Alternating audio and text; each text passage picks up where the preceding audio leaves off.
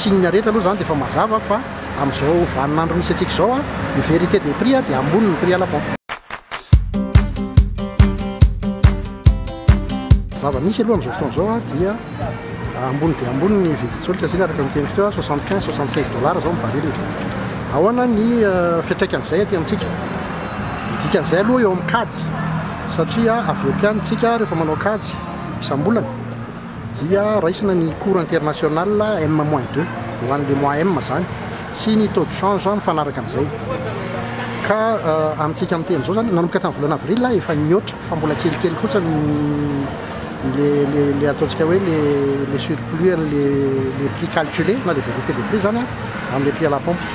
Fa zao avy zao zany satria amin'izao fotoana antsika amin'ny teny izao zany hoe mois de juin tsika any amin'ny début août zany mety mahery dia mahery le écart.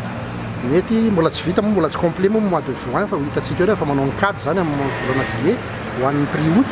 Ny vérité du prix zany mety misy hatrany amin'ny 400-450 ariary any ny écart. Tsika moa amin'izao fotoana izao mbola ao anatin'ny ataoko hoe administration des prix zany hoe mbola amin'ny fanjakana no mametraka ny vidin-tsolika. Ny fampiresahana amin'ireo opérateur pétrolier ireo zany dia izahay OMH mameno ny kajikajy rehetra any amin'ny mpitondra zany ahafahana mijery akaiky inona ny tokony atao satria fantatsika fa isika mbola ao anatin'ny ataontsika hoe mbola vao manampinapitra n'le période-ny pandémie ny relance économique mbola marefurefo na dia efa manomboka ara zany hoe mila kajikajy tsara sy ahoana koa mety mbola hotranga ny vidin-tsolika mandra-pahatonga amin'ny faran'ny taona eo amin'ny tsena iraisam-pirenena. Zany hoe mila mandinika tsara zany alohan'ny anakana fanapahan-kevitra momba ny fampietsehana ny vidiny. Misy décision politico-économique eo zany izay tsy maintsy raisina miaraka amin'ny mpitondra fanjakana. Fa amin'izao fotoana zany mbola tsy afaka miteny aminareo hoe hetsika izy na tsy hetsika ato ato fa ny signe rehetra aloha zany dia efa mazava fa amin'izao vaninandro misy antsika izao ny vérité des prix dia ambony ny prix à la pompe. Amin'izao fotoana izao eo amin'ny 250-300 ariary eo fa araka le teniko teo any amin'ny volana août mety hisy hatrany amin'ny 450 ariary fa tsy voatery tonga dia appliquena koa raha misy fihetsehana. Be lehibe zany le ataoko hoe le stratégie fa tsy tonga dia ray fotsiny fa mbola hodinina miaraka amin'ny mpitondra fanjakana.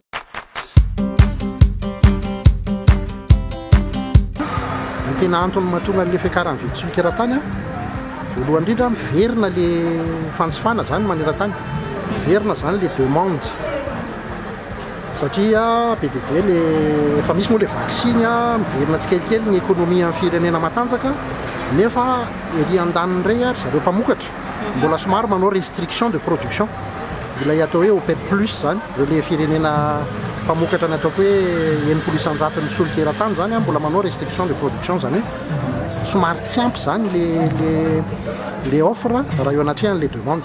Ny tsy andaniny koa taux de change koa zava-dehibe satria tsika mividy en dollar nyreo opérateur pétrolier fa mivarotra en ariary. Tsaronareo angamba fa tamin'ny 2019 tsika no nampietsika prix farany tamin'ny juin 2019 fampidinana ilay izy tamin'izay tao aorianan'le fifampiresahana naharitraritra teo amin'ny fitondram-panjakana sy zareo opérateur pétrolier.